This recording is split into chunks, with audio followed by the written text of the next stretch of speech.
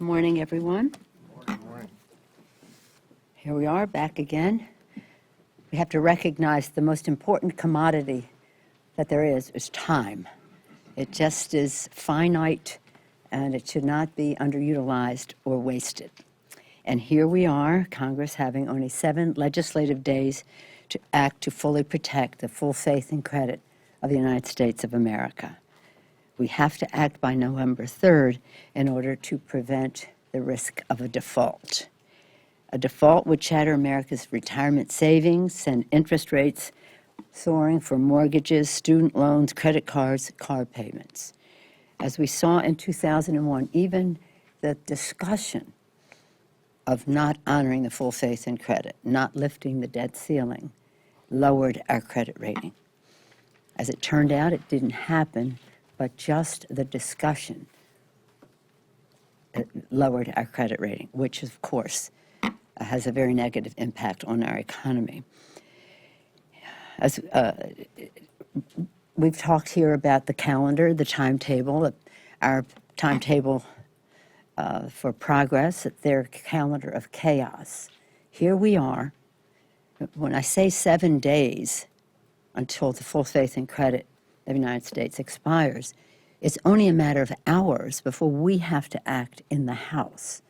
We have to act really by tomorrow. We should act by tomorrow in order to give the Senate the week that they will need to pass a bill so that it can be signed into law in time to head off the November 3rd default.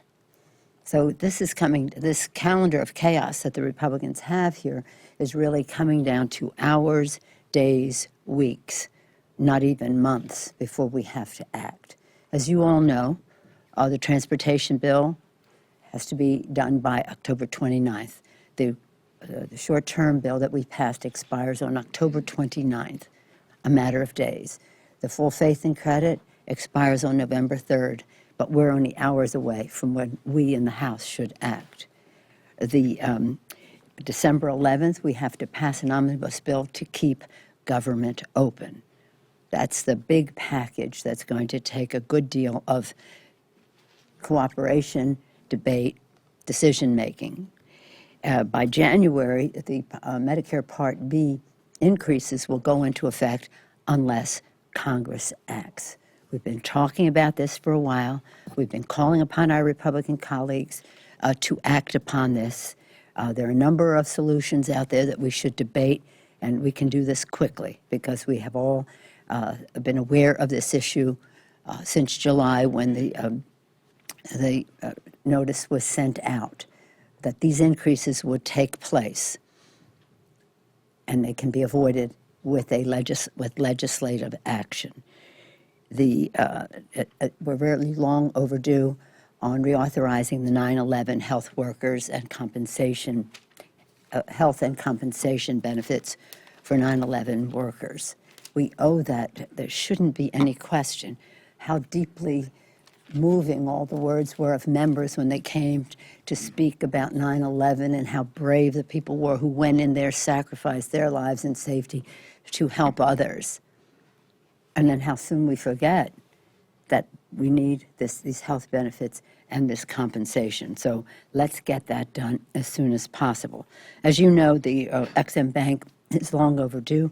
Hopefully, because of our discharge petition on the week before we left, we'll be taking that up Monday and Tuesday of this week, and hopefully that will be reauthorized.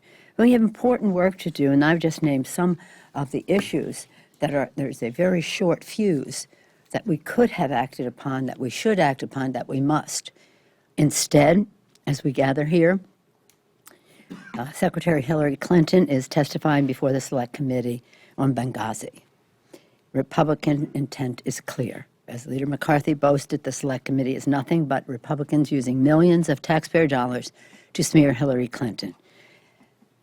Mr. Cummings, our ranking member, has a measure of money in his committee, $4.7 million wasted and counting. 17 months. That 17 months is even longer than the Watergate investigation. Before the Republicans created this waste of money, waste of time Select Committee. There was already an investigation of Independent Accountability Review Board, 8 previous reports by 7 congressional committees, including the House Intelligence Committee, found no wrongdoing by Secretary Clinton. But the truth did not serve Republicans' blatantly political partisan purpose. As our ranking member, Mr. Cummings, said this morning, it's time for Republicans to end this taxpayer-funded witch hunt. Again, instead of moving forward with all of the must-do legislation that I mentioned earlier, Republicans are moving forward with a GOP reconciliation package that once again lays the groundwork for another Republican government shutdown. It's a waste of time. It will go nowhere in the Senate. It will be their 61st vote to repeal the Affordable Care Act, and they will, of course, be wanting to defund Planned Parenthood, destroy the Affordable Care Act, dismantle newfound health security for millions of Americans. It doesn't have to be this way. Instead, we could be working together, recognizing a Republican Congress, a Democratic president, the ability for Democrats to use their leverage legislatively to have compromise for the good of the American people. That's what Pope Francis told us to do. He said leaders should have transparency. That would be wonderful. Openness, he said. He used the word openness and pragmatism. And he said we had to move forward for the good of the people. Let's, in the spirit of Francis, do that. Any questions?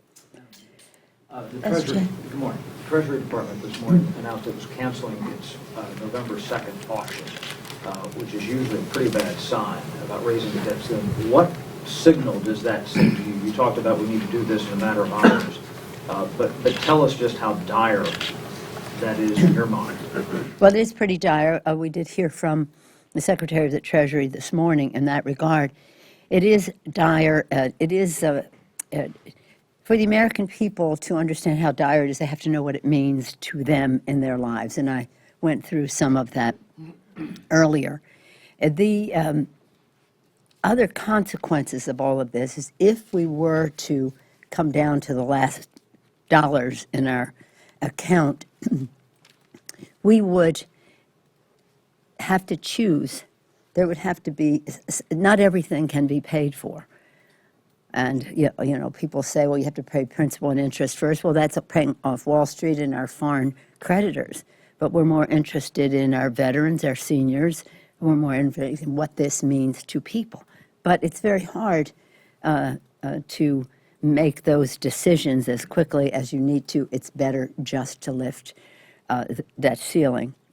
The action that they announced this morning is very consequential. Serious work that we do here. The Constitution says the full faith and credit of the United States of America should never be in doubt, is not in doubt. But the Republicans here are placing it in doubt. God bless you. And it is, it's pretty drastic. And as I said, 2011, when they played with this, just the mere discussion of it and the length of time that that discussion went on is brought down our credit rating, which means added cost of money for our own borrowing. If you want to have a message about budget, I know Democrats were concerned about the Reagan tax cuts that caused us to have some, and the expenditures that there were. Have a message. Talk about it. But don't threaten to shut down government over it. It's too drastic. It's not a tool, it's a weapon. One of your colleagues said to me one day, well, that's just a weapon they have. I said, well, it's not a weapon, a tool they have. I said, it's not a tool. It's a lethal weapon. It's not anything that should even be considered. Is there any reason why you think we could get something tomorrow? I mean, there were some people who indicated that there was some talk about maybe trying to do a clean bill tomorrow so the Senate, as you put it, could process things next week. But we don't have any indication from the Speaker's office at that time. No, I don't have that either. All I hear is You've that... had that conversation with the other side? on the prospect of a clean bill, but I don't know, everything changes, as you know, around here. What we do hear is that they're whipping a really terrible, terrible bill. And let me just end this conversation by saying the full faith and credit of the United States not only should not be questioned, it should not be negotiable. Yes, ma'am? Going back to the Benghazi Committee quickly, Yes, ma'am. Mr. Schiff suggested about 2 days ago that after today's hearing that Democrats may be looking at just quitting the committee Right. altogether. Mr. Cummings, however, around yesterday said to a few of us that that may not necessarily be a good idea because Democrats would serve better to be on the committee, to be in the room and kind of there to, as he put it, quote unquote, defend the truth. Your thoughts on doing one thing or the other? Well, you know, we've been having this debate since they came up with this taxpayer scheme to undermine Hillary Clinton. And people said, don't even appoint people. And so we had that debate back and forth in our caucus. We chose the path Mr. Cummings described. You have to be in the room to defend the truth. I'll be hearing from my colleagues who have been in that room to see what course of action they want to take next. Let's just see how the hearings go today, and you know, what's next? What, is this thing forever? Are they ever going to make a decision about whether to continue this? Is this in perpetuity, this committee? We'll see. But again, I'll respect the wishes of my members of the committee, and we are very proud of them. Elijah Cummings, spectacular. The two Adams, Adam Smith, the chair, and Elijah Cummings, also the ranking member on the Government Reform Committee. Adam Smith, the ranking member on Armed Services. Adam Schiff, the ranking member on Intelligence. Linda Sanchez, an attorney, very respected for her getting to the truth.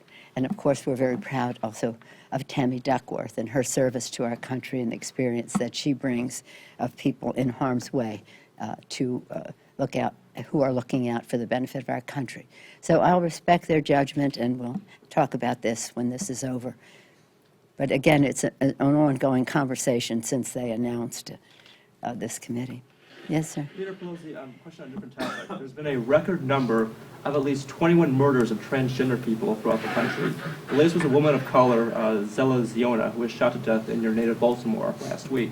You've spoken with pride before about the inclusion of transgender protections Yes. and the hate crimes law signed by President Obama in 2009. But why do you think these murders persist, and what should be done about them? Well, I appreciate your concern for this issue. You mentioned the hate crimes bill that we passed when we did, and in 2009. And at that time, people, there had been some resistance in the around. I don't know where, but the people would say to me, "You could pass this hate crimes bill in a second if you didn't include transgender." And I said, well, I'm never going to pass it in a million years if we don't include transgender, because these are, it's important for it to be inclusive, and transgender people are probably the most in need of a hate crimes bill. This is, you know, we can pass a law, we can hope to break down barriers in people's minds. Now we have to get to their hearts. But it is heartbreaking to hear of violence against anyone. But the vulnerability of our transgender community. Now, I met with some of, in San Francisco recently, with the community about a number of issues where we go on the equality bill that we're very proud of, that we introduced to broaden even and to include many other ends of discrimination. And what I said to them is, in my next meetings and the rest, and I had this conversation actually in Washington State as well, we want to listen specifically to the transgender community to hear what some of their suggestions might be as we go forward, as we see this sadness. But we always want to listen to the people who are most affected by it. Of course, comprehensively, macroly, we want everything to be inclusive. But in order to enforce the law and see what else we need to do, we have to listen to the community because they're sadly on the front line of this. Thank you for your question. Senator Franken wrote a letter to the Justice Department yesterday saying that the administration should provide information on reporting and the extent to which the federal government is working with local authorities. Do you think that would be a good idea? Sure, always. Yes, thank you. Yes, sir, a whole collection over here. Okay, we'll start in the back row and come forward. Getting back to Some of the regulars, okay, go ahead. thank you. Getting back to fiscal issues, your staff is involved in these talks with trying to figure out what to do regarding the caps. And I was just wondering, two questions. First, where do you think, how close are things, and do you think there's any chance that both CR and the debt ceiling can be wrapped up in one package by November 3rd? And where are you in terms of the requirements for offsets? Should a boost in the defense cap also be offset if there's a boost in the non-defense cap, and vice versa? Well, I would hope that we could get it all done by November 3rd. That would be ideal. But that is not to say that any of the negotiation on the omnibus bill has any impact on lifting the debt ceiling. That has to be free, clear, and non-negotiable. In terms of the, as I mentioned to you before, there were three areas in the discussion. One, offsets, and the Republicans wanted to be sure we had the offsets before we did the top line as to what to instruct the appropriators to write bills to. They have their basic outline. They work really in a bipartisan way. But now, how much more will be in there? When we're not at a place that I think can take us to a decision today, unless it would be a very modest decision, but we certainly want to do more for our national defense and for our domestic side. I'm not sure what I'm able to disclose publicly about those conversations, but to say that more work needs to be done. Have a lot more work, a little more work? Where are we Well, I'm on always the, optimistic, but whatever it is, we have a deadline of December 11th. It doesn't mean we have to stretch it out until then. I would hope we could get it done much sooner. Yes, sir. In a perfect world, would you advocate repealing this World War I era law that you say is being used as a political weapon to risk of default? I mean, I understand this law was enacted to sort of rationalize and promote the sale of war bonds, and it's become a political. Would you advocate just repealing it? Well, I'm very curious about your basic premise of in a perfect world. We don't even come close to that. So, no, I think that in the imperfect world we live in, the Constitution is clear. The full faith and credit shall not be in doubt. We haven't voted on this. You know, under the Gephardt, when Gephardt was leader, this was all part of a budget agreement that it was a stipulation of fact that the full faith and credit would be respected, and that, so there really weren't so many votes on this then. But instead of having it be a message piece about the cost of the deficit or whatever of the debt, it's now become, as I say, a lethal weapon. I don't think you even need to repeal the law. I just don't think you have to take the vote. But if we do, then let's just do it without soap opera, melodrama, really almost ignorance about the consequences of it. Everybody really understood what the consequences of it were. Do you think that they would be so frivolous in the discussion? I certainly hope not. Yes, sir. A little while ago, you said something along the lines that if John Boehner was a woman, people would refer to him as the weakest speaker in history. Yeah. How do you view him, and what do you think his legacy will be? But that was not to be personal about him. It was about his caucus and what they enabled him to accomplish, which has not been much for the good of the country. And by having fake things, I don't even know how you would identify them, and calling them rules. Hastert rule. It's never been a rule. Hastert's not even here anymore. It was never a rule. It was a barrier to progress, to work in a bipartisan way. And it's really unfortunate because, as I've said about Speaker Boehner, whom I respect, he always defended their position with great pride and great strength. So for them to say to him, unless you shut down government, we're taking the gavel away, is just, you see how far they have gone. And you see the validity of my statement of what they prevented him from doing up until now. Yes, sir. Is it a good thing that Paul Ryan seems ready to run for Speaker? You know, last week, 2 weeks ago, when we were at this meeting, one of your colleagues asked me how I was going to work with Kevin McCarthy. It was exactly 2 weeks ago around this time, a little earlier, a few minutes earlier. And I said, when they nominate somebody and when they elect him, we'll talk about, or her, we'll talk about how we'll work together. It was, 20 minutes later that Kevin was no longer going to be nominated or elected.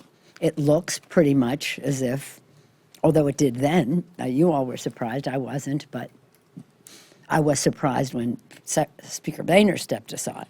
I wasn't surprised when Kevin did. But it looks like they're on a path, and I think it's a good thing to have the certainty of electing a speaker so we can get down to work. Not that this Speaker Boehner isn't working now, but get down to work on some of the issues that will go beyond Speaker Boehner's tenure here. What I'm excited about hearing is that in the conversations that have gone on, that there's been a respect for the fact that now Chairman, perhaps too soon to be Speaker, Ryan, has respect for his family work balance, and that he has made very clear to people he wants to maintain. And I think that's very exciting because that's what we want for all of America's families. And part of that is family and medical leave, and members of Congress have paid sick leave. It means a lot to the family work balance. I hope that that respect for his particular situation would translate for a recognition of what that means to all of America's families. Because when America's families succeed, America succeeds. So we'll look forward to welcoming him, and if he is, in fact, if that all works out in the next few days, and it looks like it will. He knows the issues, he knows the rules. You know, he'll be, it'd be interesting to work with him. He also has a Ryan budget. That is something that we have opposed for a long time, the Ryan budget that voucherizes, makes a voucher of Medicare, putting seniors at the mercy of the marketplace, that block grants Medicaid, around 2/3 of Medicaid goes for long-term health care for seniors. So seniors should be watching the Ryan priorities carefully because it has a direct impact on cost to them and their health. He also took $800 billion out of Medicare to give tax breaks to the wealthiest people in America in his Ryan budget. And so, you know, we have a clear, a person who knows the territory, knows the issues, so that's helpful. But also a clear distinction as to what our statement of values in a budget would be versus what has been in the Ryan budget. Maybe out of in praise of family, there'd be a change of heart as to how that affects not only the well-being of seniors, but of their children who have some responsibility for them. Thank you all very much. Why weren't you surprised by McCarthy? Because he's not there. Well, no, you said leading to that.